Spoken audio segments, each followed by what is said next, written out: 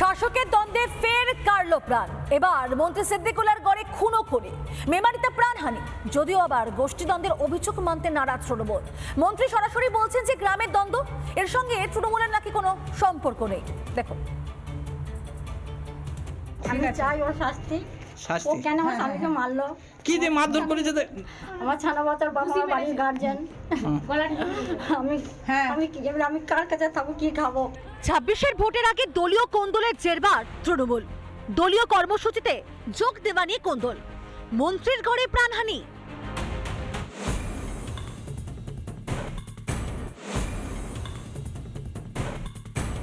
গুবলা বলে একজন দোকান আছে, চায়ের দোকান, ওইখানে ঝামেলাটা হয়েছে।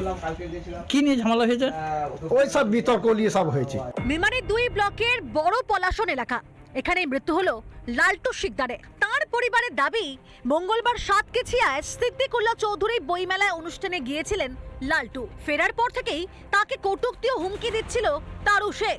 এদিন সকালে চায়ের দোকানে যাওয়ার পথে ফের একই ঘটনা ঘটে, আর তখন কথা কাটাকাটি থেকে হাতাহাতি বেঁধে যায়। সেই সময় তারু শেখ বুকে ঘুষি মারে বলে অভিযোগ।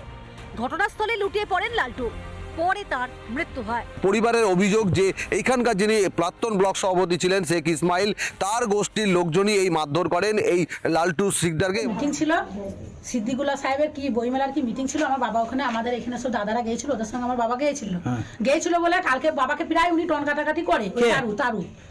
তারু শেখ বলে উনি ঘুম থেকে উঠে মানে রাস্তা দিয়ে যাচ্ছিল, চায়ের দোকানে চা খেতে রোজেরই যায়, যাচ্ছিল, ওই মানুষটা ঠিক ওই রকম করেই উনাকে টন কাটাকাটি করেছে। বাবা হয়তো কিছু বলেছে, দিয়ে উনাকে নাকি বুকে ঘুষি মেরেছে। ওই নিহত লালটু শিকদার সিদ্দিকুল্লাহ ঘনিষ্ঠের অনুগামী। অভিযুক্ত তারু শেখ তৃণমূলের অন্য গোষ্ঠীর সদস্য বলেই খবর। ওরা তৃণমূল করে না, ওরা সিপিএম বিজেপি এজেন্ট ছিল, ও তৃণমূলটা করে না। পরিবার পক্ষ থেকে বলছে কিন্তু যে ওরা পরিবারের মাথা ঠিক নেই, পরিবার কি বলছে ওরা যে গোষ্ঠীদ্বন্দ্ব। আমরা তো আজ করি, আমরা দেখছি যে ওরা পুরো সিপিএম বিজেপির এজেন্ট ছিল, সিপিএম বিজেপি করে ওরা।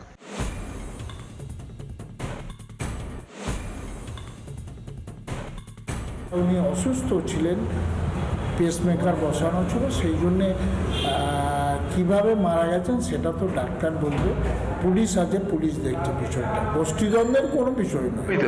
কিছুদিন আগে সিদ্দিকুল্লাহ যদি অপমান করেছে, অপমানটা তো একটা গোষ্ঠী করেছে, গোষ্ঠী সন্তত ওখানে প্রকট, তারই পরিণামে এইসব মৃত্যু হওয়া স্বাভাবিক। রাজ্যে মরছে তৃণমূল, মারছেও তৃণমূল।